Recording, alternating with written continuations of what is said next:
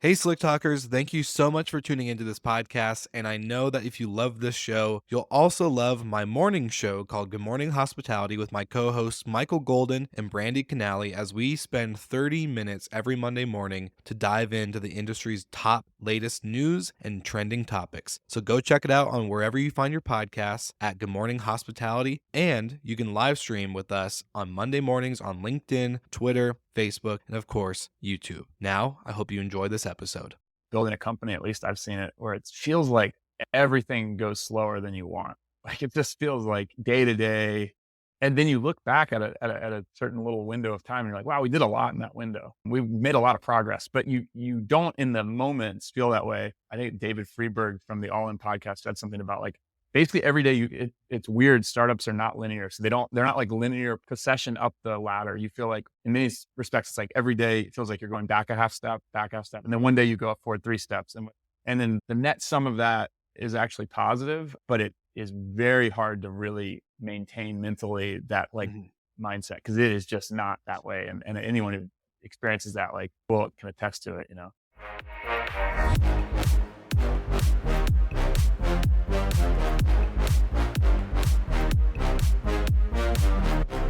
What's up, Slick Talkers? I want to do dynamic duo sponsorship placements for our partners, and the best dynamic duos I could put together for you are our first one of Hostfully and Minute. Now, you probably heard our Minute with Minute segment with Nathan Smith over at Minute. If I could say Minute 1,000 times, then I will. But basically, if you are using Hostfully's property management platform, then you can go to their integration marketplace and turn on your integration with Minute. So that way, everything is operating seamlessly in your hub to run your business without any issues and headaches. It just is so nice to have proper integration partners together. And I couldn't be more thankful for these two partnering with us on the podcast. So make sure you check out the show notes because we have special offers just for you from both companies, Hostfully and Minute, because you're a listener of the podcast and they love taking care of our listeners. So check out the links in the show notes. And of course, like always, thank you for tuning into the podcast. All right, Slick Talkers, welcome back to another episode of Slick Talk, the Hospitality Podcast. And I am joined by my friend, Jonathan Sukhia, who is the CEO and founder of Topkey. If you haven't heard of Topkey, you're about to learn a lot today. And if you have heard of them, then you're about to learn a lot more in the sense of Jonathan's story. And my friend, I'm just so excited to have you. So thank you for joining me on the podcast today. How are we doing? Good, man. Awesome. So glad to be able to do this. It's been a long time coming. So excited to talk with you today. I was gonna say it's been a long time coming. I think I was like trying to get you on the podcast early 2021. I was like, yeah, I love this idea. I was hearing about Topkey and I was just transitioning out of being full-time operator basically from my management company into our media company and was like, this is a perfect fit. Like you're gonna kill it. Like this is great. So without me hyping you guys up too much, if you want to give me a quick intro, let's talk about your background before we get into Topkey and what you guys do, what you're building. We'd love to know kind of how you got into the industry, what your journey's been like leading up to today. Sure. Yeah, no, I appreciate it. Yeah. So my career and my background started my career in investment banking, and I was an investment banker for a couple of years out of grad school. So went to Duke for business school, and then afterwards basically spent 2 years at Wells Fargo Securities covering paper packaging and forest products. And so I was on a desk basically working on, M&A models, building out spreadsheets, doing a lot of PowerPoint presentations, and basically working with the team to be I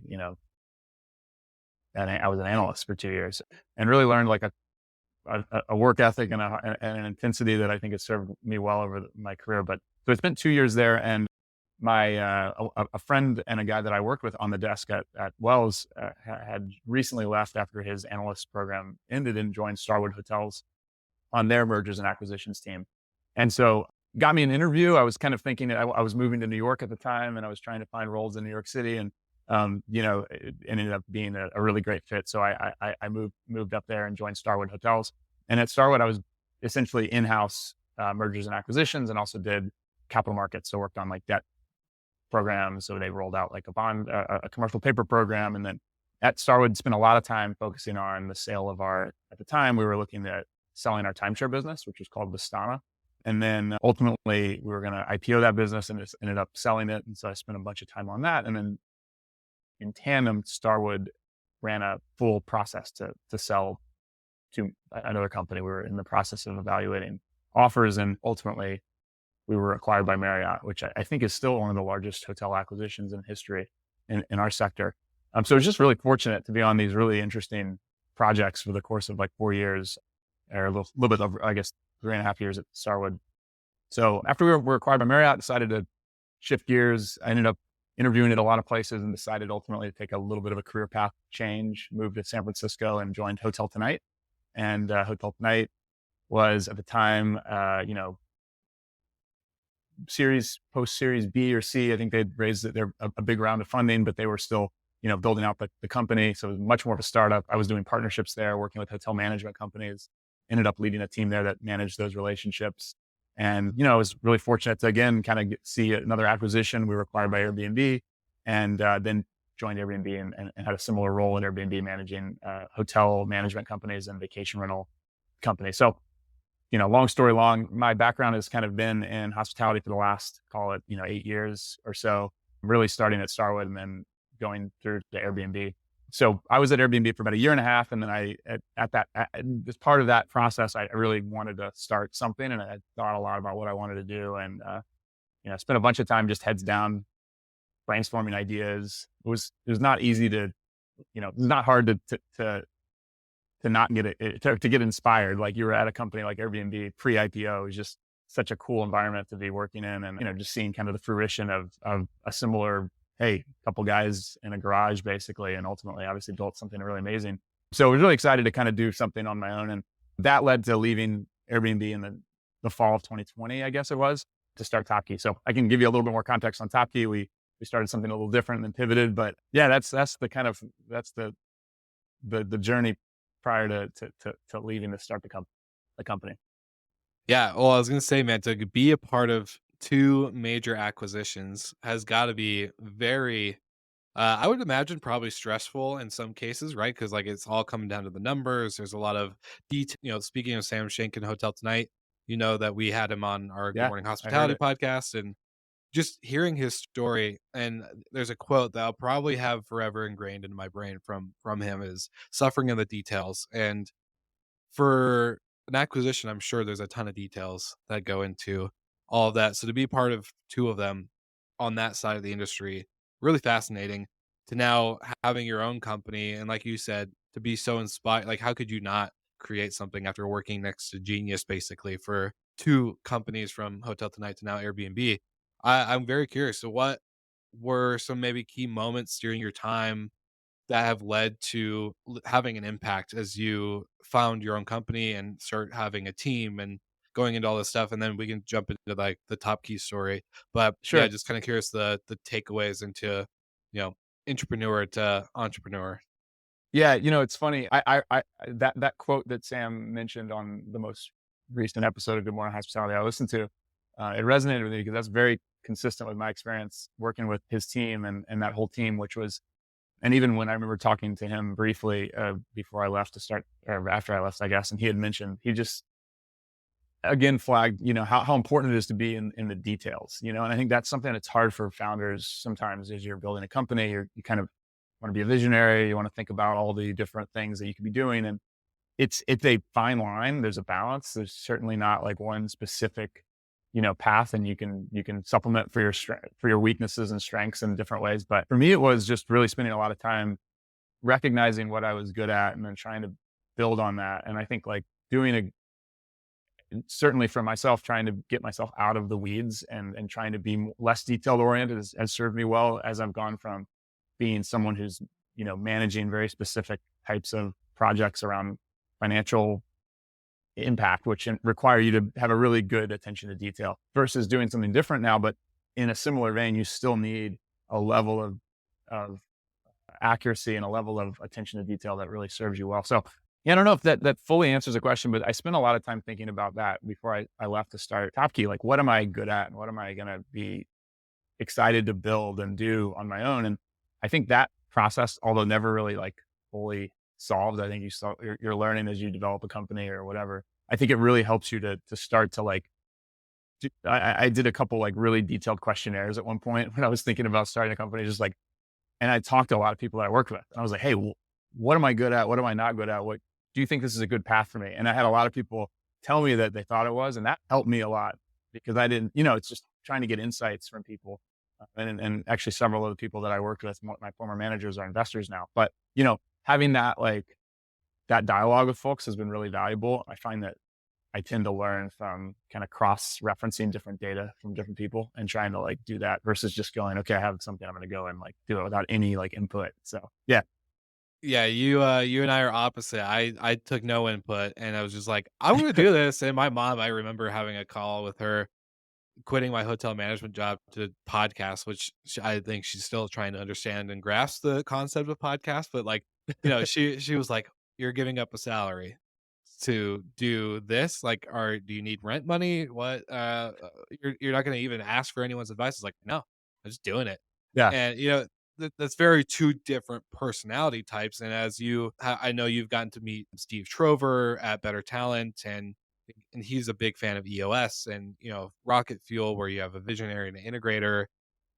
You seem, just from the way you approach Top Key is, getting feedback and other stuff. You seem like a person who is a blend of the two, and they say there's no perfect combination, right? Like you're not 100% visionary, you're not 100% integrator. Everyone Yeah. has a mix of both. What would you say you kind of lean towards from your kind of founder leadership style, and of course, like the way you approach building the company? Yeah. I've always like struggled with those things. I did like the Myers-Briggs thing and I was like a very good mix of introvert, extrovert, like I feel like I kind of fall within the twixt in between, if you will, which I guess is good on some level. I definitely have aspects of both. I don't know the EOS version. I've done like, I think there's another culture index is a similar one as well. I've done a little bit of both of those. I forget what my profile was, but yeah, it was a good balance of both, I think. And I think like, you have to be somewhat keyed into what's really the, well, you have to be really, I think of it as like, you have to pay attention to details and be in the weeds for the things that matter. And then you have to be really judicious about what you can kind of extract yourself from. And then constantly refining that is an important exercise for founders and for CEOs, especially, and for anyone in a leadership position. Like you're constantly going back over like what is important, and what is the Eisenhower quadrant, right? Where it's like important, immediate, like attention, unimportant, not immediate. Like if Yeah. you find yourself spending too much time in that quadrant, you're probably not like optimizing your time. I definitely don't do a great job of that. I mean, I find myself constantly reverting to like doing things, and I'll have to catch myself and try, be like, wait a minute, okay, let's go back to that quadrant. But some combination, I do feel like I've had a good, I have some sort of like mix of both, maybe. Yeah. Well, I was gonna say, so you take this time, you do your research, you get your feedback from previous managers, leadership, people that you've had, and now you venture off. You say, all right, this is it. We're gonna start this company called Top Key. Walk me through the ideation and kind Yep. of the next steps you took to, obviously, again, where you are today. But obviously, you said you've pivoted from what you guys first started. So I'd Yeah. love to know what was the vision in the beginning to where it's actually landed. Yeah. So I actually left Airbnb with a guy who was a software engineer at Airbnb and still a good friend. He and I spent a bunch of time just head down talking to different people in the industry, trying to understand pain points. And one thing we noticed and saw consistently across a number of folks that we talked to was that, um, you know, finding owners, finding supply was always a challenge. It's always the most important for really any company, right? Like building your business. So our initial product that we launched was effectively a marketplace to connect property managers and owners. So a platform to just do discovery. We were working with a handful of property managers and vacation rental operators. We actually, as part of that, and I can get into a little bit more of in terms of the details, we actually moved to Santa Rosa Beach, Florida. My wife and I were in San Francisco, and during COVID, like decided to sublet our apartment. We rented a car, we bought a car, and then we like lived in like Idaho and then Bozeman, Montana, and then Austin, Texas. We just went all over the place, and we stayed in long-term, Airbnbs for like 4, 6 weeks at a time. And ultimately ended up in Santa Rosa Beach. I'm from Tallahassee, Florida originally. My family's close by. We bought a house there, and we thought, well, better place to build the first version of the company than being, within a 30-minute drive of like 250 vacation rental companies in like one of the biggest concentrated markets in the US. So we did that. We moved there, and then we actually got into Y Combinator, which is a startup accelerator that had previously backed Airbnb, Stripe, DoorDash, Instacart, Reddit, a bunch of other big companies. And it's kind of like a well-established Silicon Valley startup accelerator that, we were fortunate enough to get into. And so but it was fully remote. And so we were in that Winter 21 batch, which started in January of 2021, but doing it fully remote on Zoom, basically. And so when we were there as part of that exercise, what we did was we were just in the market trying to make connections with property managers and trying to build out reports, analytics. We were trying to basically create a really detailed database that an owner could go and look at and compare prices and quotes and all this stuff. Ultimately, and kind of the reason we pivoted was we just didn't see it as being a true venture-backed business to scale. We had raised a few $100,000 with nothing that was, going to prevent us from making a shift. We had enough to pay ourselves a salary. So spent like the formative parts of 2021, January through, call it like July, testing out different assumptions, doing a lot of work there. I think we matched one owner with the property management company. We had a lot of managers that were excited that signed up. Some big companies, some small ones. But what we found was the only way that business was really going to succeed was if we were going to be world-class marketers. And that was not my core skill set. I have a finance background, I have a partnerships background, but I was not a marketer. That's not my forte.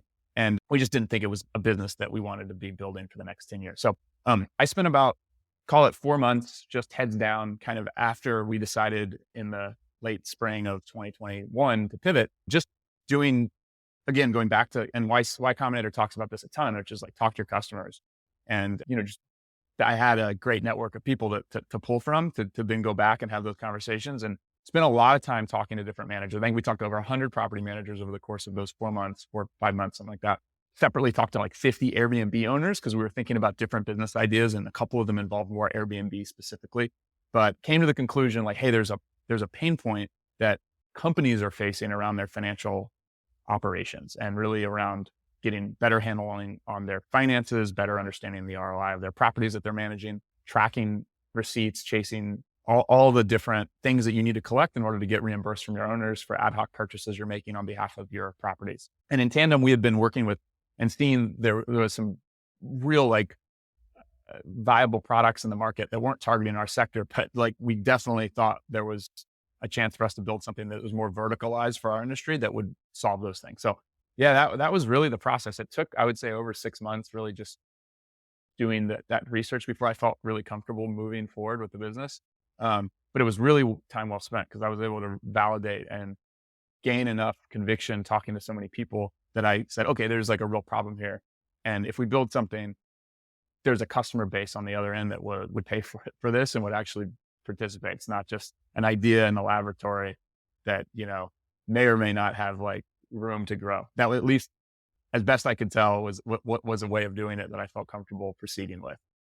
Well, it's a great pivot. And, there's other companies that kind of started the same way. I think that's kind of the initial beginning of Rented, right? Rented was a marketplace Yeah. for owners and managers, to then it became this dynamic revenue management platform that's now been acquired and successful. And so such a good pivot that you were able to see it. And, I think that's actually when you and I got to connect. I don't think we actually connected in person, and we kind of connected through a third party, through Tebow Rental Scale Up.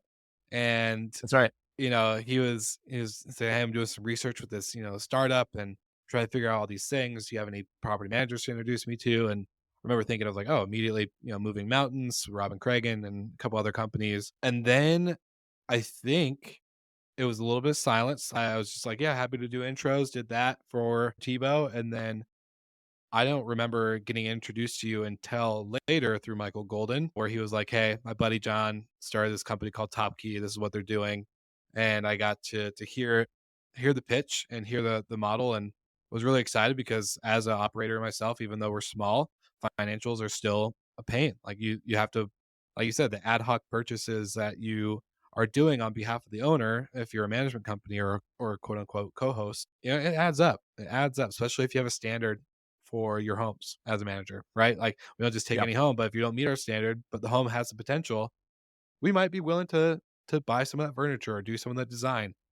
on behalf of you to pay back throughout time. But that's a lot of capital to put up front on top of already really thin margins. So tell me, I guess from that point on, after we got connected, you started, doing more research, getting connected with property managers. What has now become the product behind Topkey that maybe you feel like most people don't realize is so important, but yet your customers have told you otherwise? Yeah, so I think the biggest thing to kind of note is what we've seen is when you meet companies in our sector, for the most part, their financial systems are spread across all sorts of different products and tools. So you'll often see a company that has 3 or 4 different bank accounts, often across different institutions. You'll see the owner of the business that brings maybe a couple personal cards. Maybe you have some debit cards or credit cards from your bank. Maybe you use a third party bill pay software like, bill.com.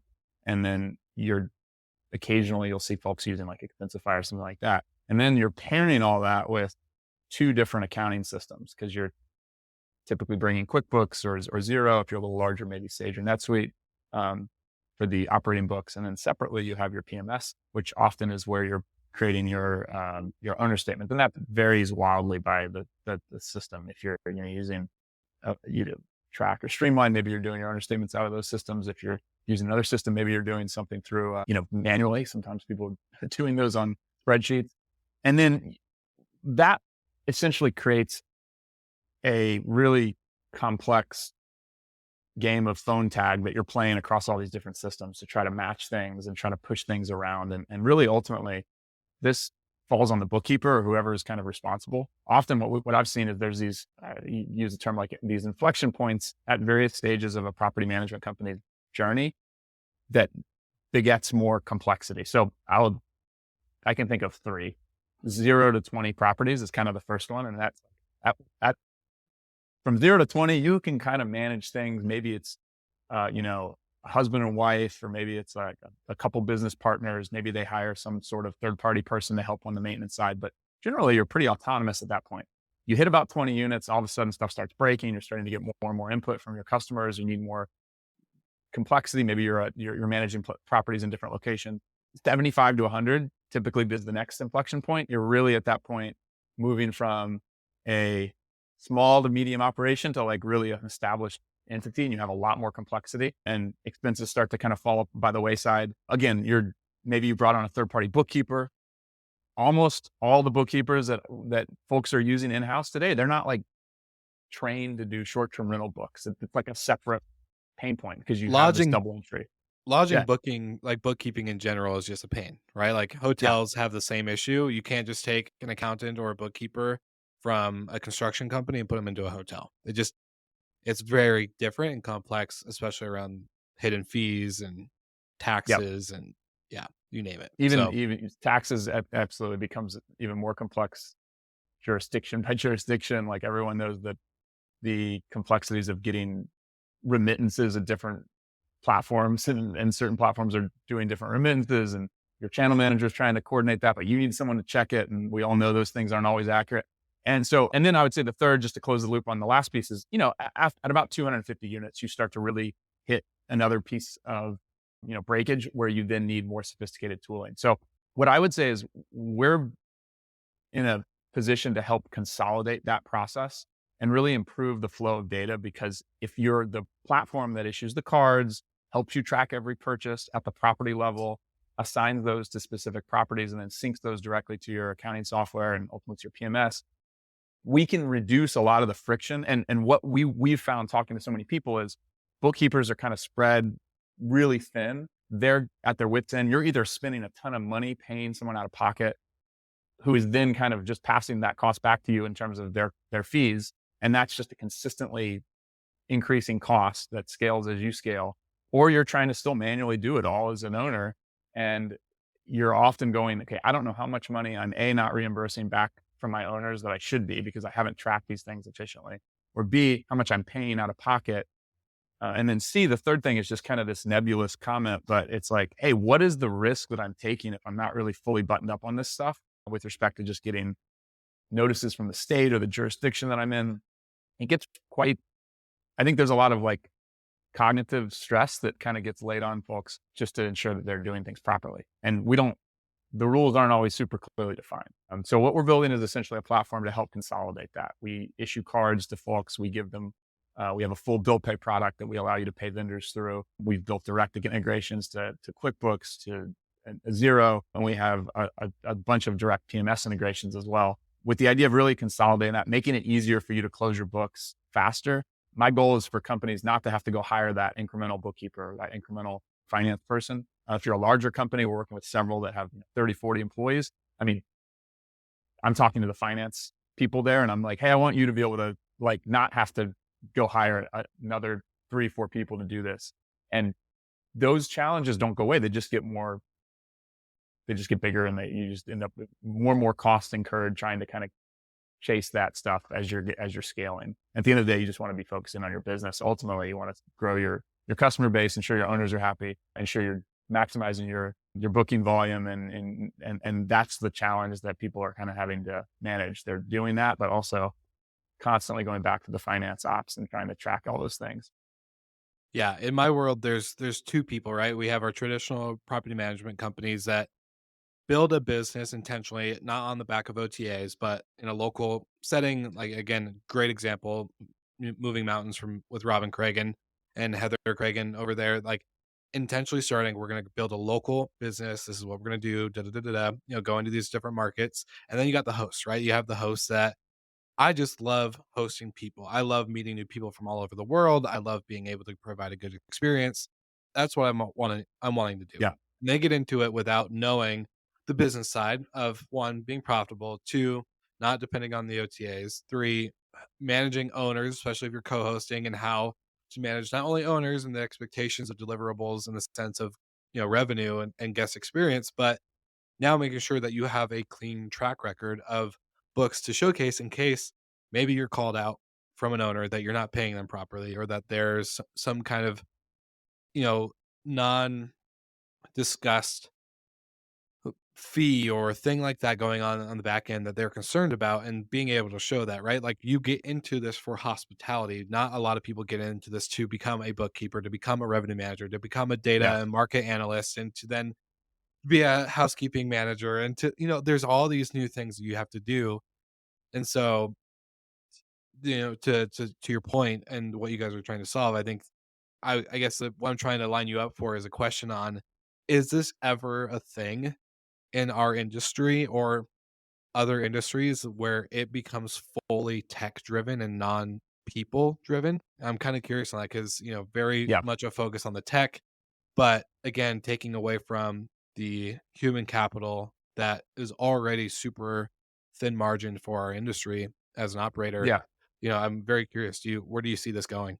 All right. So you're trying to grow your portfolio and your property management business, but sometimes owners don't have the best peace of mind when it comes to giving up the keys to their home to an unknown brand or company. And of course, let's be honest, sometimes we hear the horror stories of guests and the bad guests that stay in vacation rentals and throw parties. Well, safely as you covered, because not only do they screen your guests that are staying, but they also ensure that you are covered from all things such as ill intent, stupidity, aka vacation brain, and other things like pet damage and theft. While doing that, you are able to partner with Vintory and grow your portfolio with their marketing platform that helps ensure that you are attracting the right owners to your rental program and growing your business in the destination that you are in. Or if you're in multiple destinations, that works too.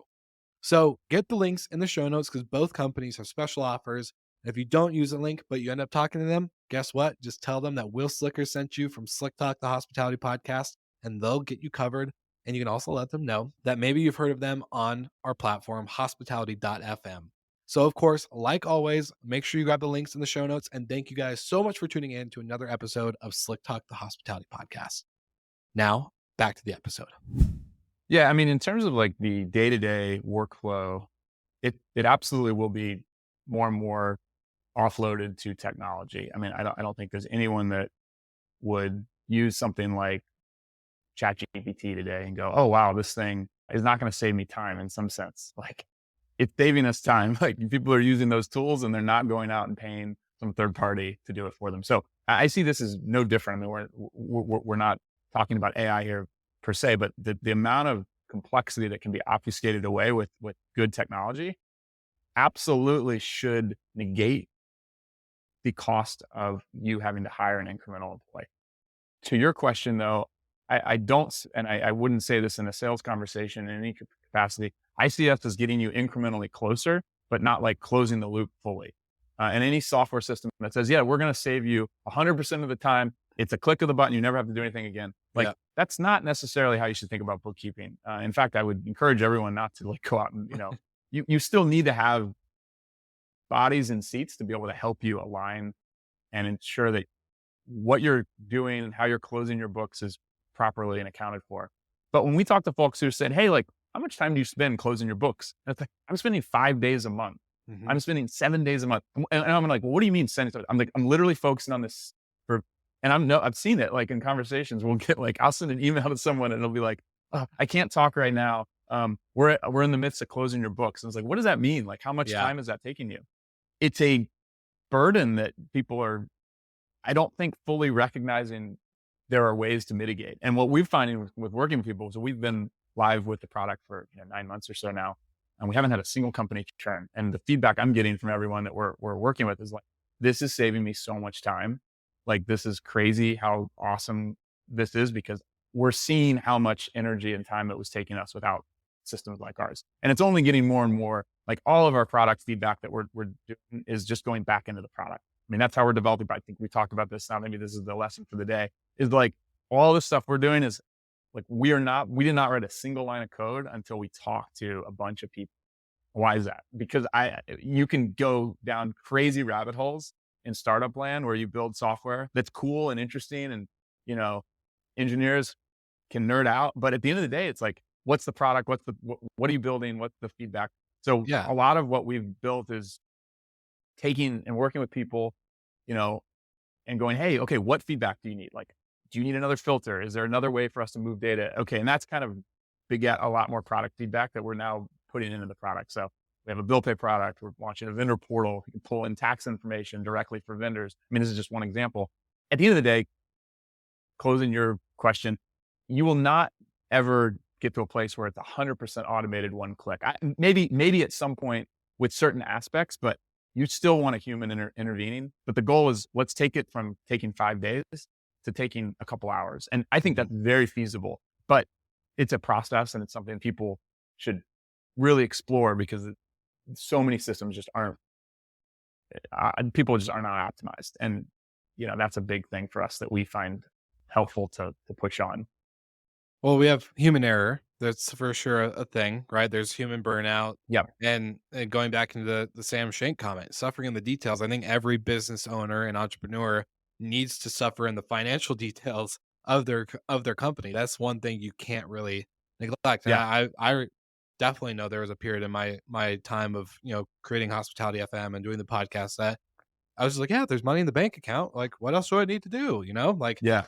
and then my first tax year came and I was like, holy crap. Okay. I did not know that. That's a lesson learned that I won't make it, a mistake that I won't make again. And so, yeah, those are really important to focus on. And, John, there's one question I've been actually really wanting to ask you, not really just related to Topkey, but from going into your working background, being an employee at all these, whether it's startup or an established business, to now founding your own company and having a team and building a product. And I'm glad that you mentioned the startup land rabbit hole thing, right? Like, I'm glad you did the research that you guys did rather than just start creating something to say you did because you had funding, right? And so, what's been a big thing that you say you could properly take away and know that at the end of the journey, right? When the building is done and you're either acquired or IPO, whatever the big goal is, right? What's one thing that you could say that really impacted your life from going from employee to entrepreneur beyond what you probably expected? Hmm. Interesting. I mean, so there's a takeaway, which I think is a pretty cliche one, but it's something I think bears repeating, which is just listen to your customers. Like, that's how you should build startups, is really listen to your customers, talk to customers. And that becomes like it's certainly my mantra with the team and with everyone I'm with is doing that. On the personal side, I think I think kind of it ties nicely to what we were talking about earlier about being really detail oriented. I think there's a level of risk that you take when you start a company, and I think everyone knows that feeling of kind of jumping off the deep end. But you can do it in a more conservative way than I think people might recognize. And there's ways to do checks and balances in that process. And so I forget it. I think it's Tim Ferriss talks about like, taking calculated risks, knowing your downside, being really thoughtful about that. And that speaks if you're going out and raising a venture capital backed startup, or if you're bootstrapping or you're starting your own company, there's a lot of ways you can mitigate risk. And so for me, at least and it's been, I think, helpful to think about it in terms of just being more comfortable now that I've been an entrepreneur for a few years, just with risk and understanding it and being able to like recognize you can roll stuff back if stuff doesn't work. Testing is important. But then at the same time, we're building financial products. We have to work with much more established entities. We have a bank partner. They require a lot. And so doing kind of this detail oriented work to ensure that, we're in compliance with what we need to be in compliance with is important. But I think for me, I've gotten a lot more comfortable as a founder making decisions and just making more rapid decisions and being comfortable with that, as that's kind of what's required. You want to be able to build a successful business and not constantly do that. And it's a constant journey. I mean, I know like, I certainly don't think of myself as some, expert at it. I mean, it's a constant pushing yourself to make sure you're doing that. If you're not, you need to get that feedback from the right people, be it investors or your team. Like you need to know, where should I be making decisions faster? And that's something that I think is really helpful as a manager. And any manager could probably see that too, but it's just all the more important, it's your company. 100%. And we had a guest on previously, maybe a couple of weeks ago, Kevin Reardon, got a couple boutique hotels, started with short-term rentals. And one of the things that kind of stuck out with him on our conversation was being able to move fast but be patient.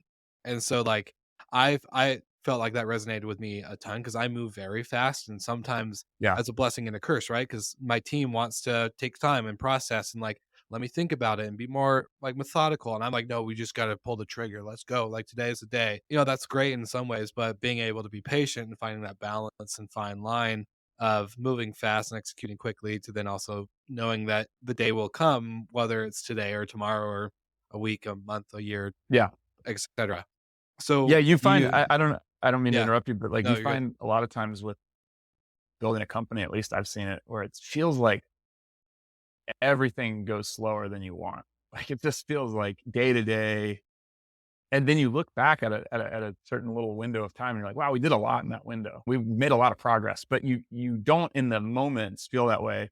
I think David Freeberg from the All In podcast said something about like basically every day it's weird. Startups are not linear. So they're not like linear procession up the ladder. You feel like in many respects, it's like every day it feels like you're going back a half step, back half step. And then one day you go up forward 3 steps. And then the net sum of that is actually positive, but it is very hard to really maintain mentally that like Mhm. mindset because it is just not that way. And anyone who experiences that like well can attest to it. Yeah. I always apologize to my friends and my family because when I tell stories, right? Like they'll ask me like, how's work going? How's this? How's that? And I'll be like, oh man, well, we did it. And they're like, oh wow, you got all that done. It sounds like a lot. And that was in the last year. I'm like, no, oh no, actually that was in the last 3 months. My bad. And they're like, 3 months? Yeah. You did that in 3 months, right? And you're like, so the startup life and having a company, everything moves so fast. I get thrown off of my timings. Now I am always like questioning, like, shoot, when did I start the company? I have to like get really intentional on remembering certain dates and time periods because, like Yeah. you said, they just blend so quickly together. And I want to kind of ask you. I'm very much a hyper, always like I'm the obsessive entrepreneur where it's just like I could be in a room full of people having cocktails and I have thoughts of work going through my head while I'm talking to somebody. Do you have a hard time settling down at night, turning off your thoughts? Do you like what's your kind of like behind the when you're close your laptop for the day, are you still at work or do you find that you're able to unplug a little bit more as a founder? Yeah. I meditate for 2 hours every night from 7 to 9. Drink your chai tea, do the whole routine. Chai tea, yeah, the wind down. face mask. No, no, no. I have absolutely no ability to like separate. So I know I do not have a good work-life balance in that regard. But it's also like I enjoy building the company. So I Yeah. don't see it as like, I think one thing I've found with family and stuff, be like, oh, you got to work. And it's like, I don't look at it that way. I'm like, oh, Yeah. I got to work. Like there was a world where I was doing work and I was like, man, I got to work. Like I'm being called into the office. I need to do something for someone else. And this is a privilege, right? Like to be able to do 100%. this. So to me, I see it as like, hey, wow, like I have the opportunity to do it. So I'm not like unplugged very often. I find that very hard to do. My wife's from Sweden, and so every summer we go back and we did a couple days, and I had 3 nights where I did not sleep at all during that trip. Right. And I mean that not because I was like, I just couldn't I was like working late. The hours were weird. I couldn't really Yeah. fall asleep. This is the first time going back over there that I was like, man, this is not optimal. I need to make this a little bit more. So we talked about some ways to mitigate that next time. But it's also just a hard chapter, right? Like, and in a good way, we're growing. We Yeah. closed our seed round not long ago.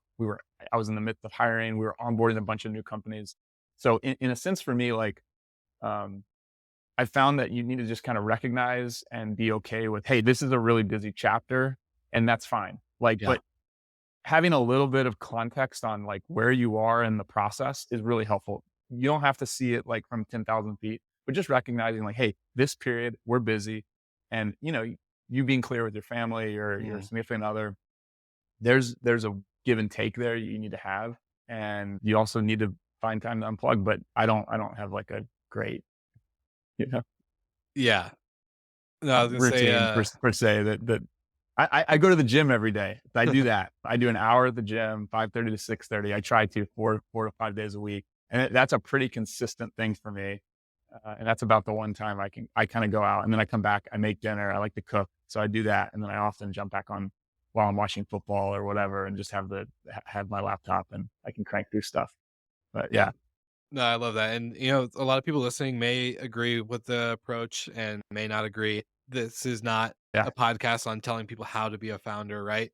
It's very much on your story and your preference. And I always struggle. And I had a great chat and we did a webinar around this with Dave Kraus from Rent Responsibly when they were doing their People Place and Planet webinar series. And the biggest thing for me was I don't call it work-life balance. I don't think there is, in my opinion, a such thing as work-life balance. I'm obsessed. I'm an all-in totally type of agree. person. So whether it's with a significant other, with friendship, with business, I'm an all-in or all out, and that's again blessing, curse at the same time. But being able to have work-life alignment, right? Like my aligned goals for my personal self and my business are aligned, just like how we develop like our core values and our ethos as a company. We don't have to like whip them up and put them on a wall and say this is what we live by as a company, because we grab the same ones that we live by as humans, whether Yeah. we're in a company or not. So being able to align those values and those missions and goals is really important, I think. And so to kind of wrap up today's episode, because I gave you a little bit of a warning that every guest before the next guest gets to leave a question, and then you'll get to do the same for the next person. So I think it kind of segues perfectly into the conversation we're having now.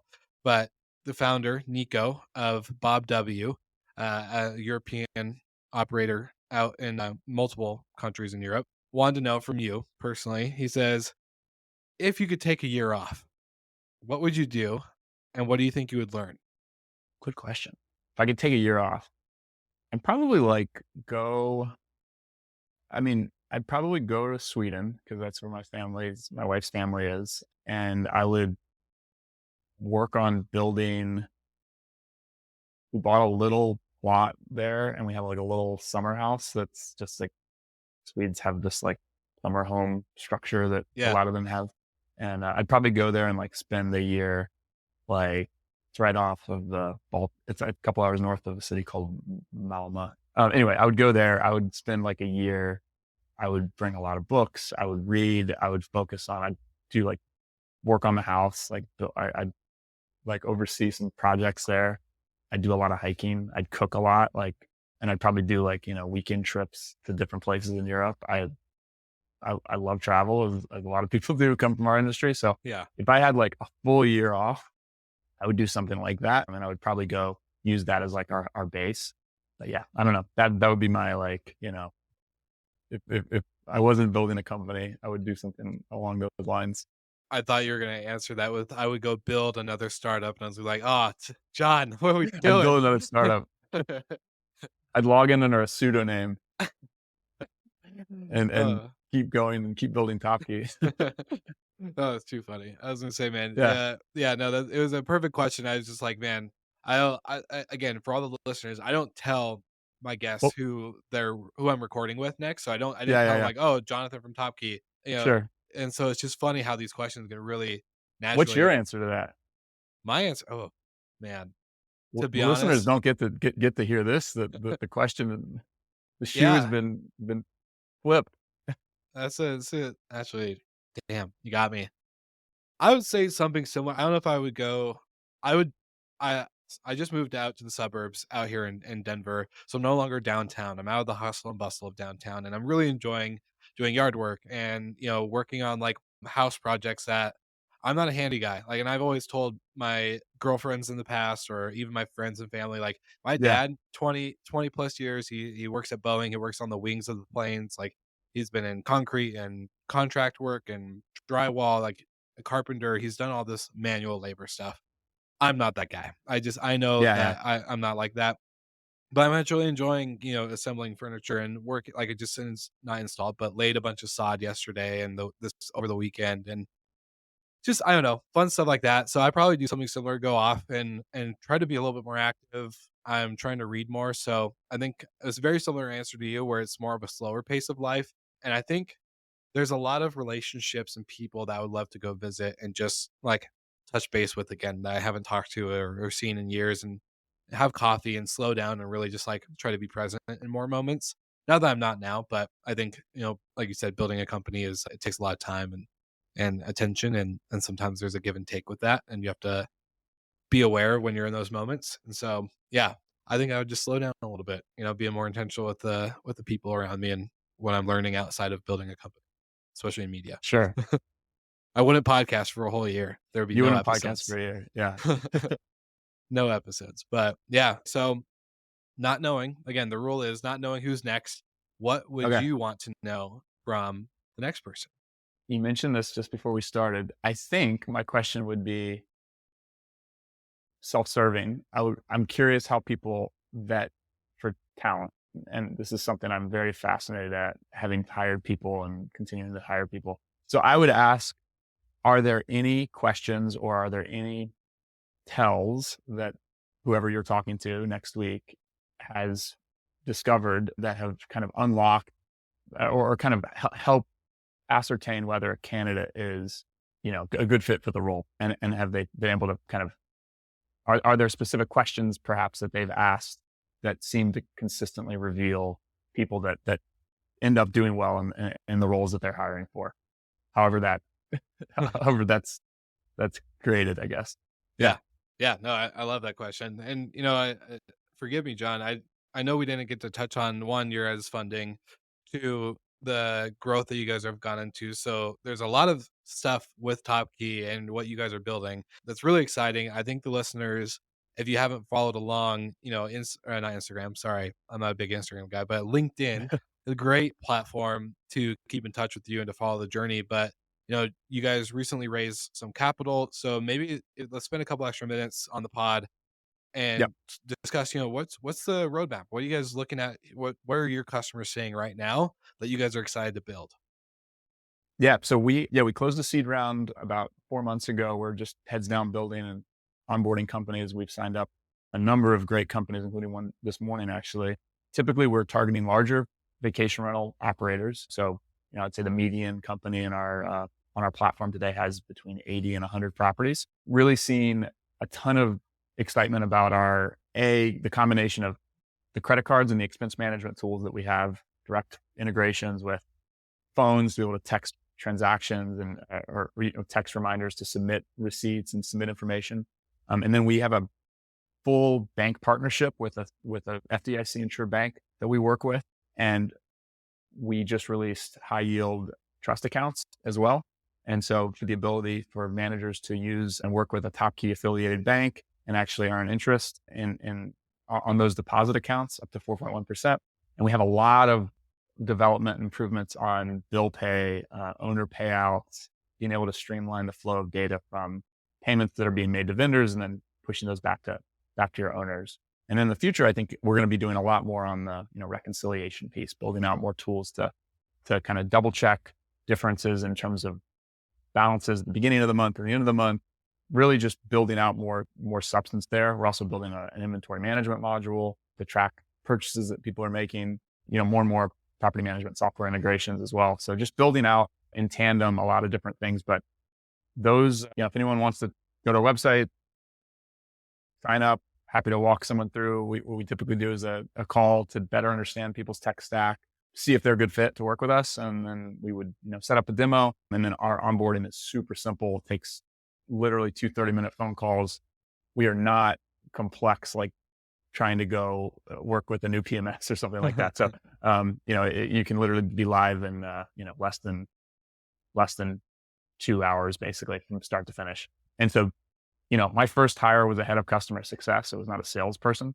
And I like to kind of mention that because I think it speaks to the interest we've been able to get. He and I have been working hand in hand. Whenever we do onboardings, we're super, super involved to make sure, like, if you have questions, like there's a chat bot on our app, you can send me, my CTO, our co-founder, our head of engineering. We have a very, very tight loop for feedback. So now we want good people like that to be able to work with. So that's who we're partnering with today.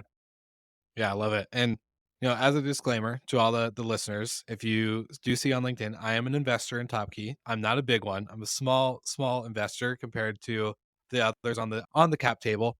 And, I will say this platform, the product that you guys are building is super intentionally built for property managers. And so I know when you submitted your guest information form, you want to make sure that we were able to offer Slick Talk listeners, 50% off, right? And so if there's any direction, we'll send anyone your guys' way. I'm happy to promote and obviously get as many people to you because again, I'm a believer in what you guys are building, not just as a user, but as a friend, an investor, and all the above. So, just putting out there for Slick Talkers, don't think this is a sales pitch or anything. This is more very much a believe in the product and believe in the team. And I'm super excited for how you guys have found your product market fit, how you are intentionally building the company without a salesperson and going customer success. So yeah, there's a lot of excitement in what you guys are doing and super excited that we were able to actually have you on the podcast finally 2 years later after getting to meet. And yeah, For Jon, sure. I'm just super pumped on everything you guys are doing today. Yeah, for sure. 50% off discount for the first 3 months for folks that come through from Wil. And we're just grateful to have folks like yourself involved and like obviously really appreciate you wanting to chat. So I'm excited to see where we go from here. But thanks so much for letting me come on. Of course. And I'll of course be seeing you at one of the industry conferences. I'm sure Yes, there's a multitude of them to come, but I'm excited to hang out. And any Slick Talk listeners out there, if you want to have a beer with us or anything like that, we are all in. let's do it.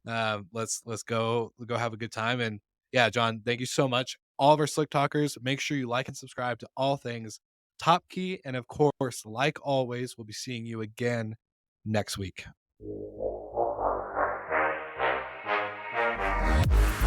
Thank you so much for listening, and thank you to our show partners for making Slick Talk, the hospitality podcast, possible. We hope you enjoyed the show, and we would love to connect with you outside of the podcast. So you can follow us on all of our social media channels for daily hospitality content, or find us on slicktalkthepodcast.com. And don't forget to rate, review, and subscribe so you never miss an episode. I'm your host, Wil Slickers, and we will see you guys all again next week.